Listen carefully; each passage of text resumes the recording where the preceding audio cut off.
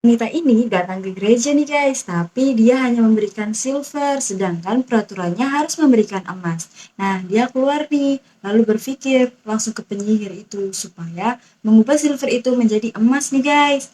Sayangnya, di saat itu penyihir itu nggak bisa nih, cuman bisa mengubah yang mati menjadi hidup. Wanita itu nangis nih guys di depan penyihir itu. Penyihir itu selalu berusaha supaya bisa mengubah silver itu menjadi emas.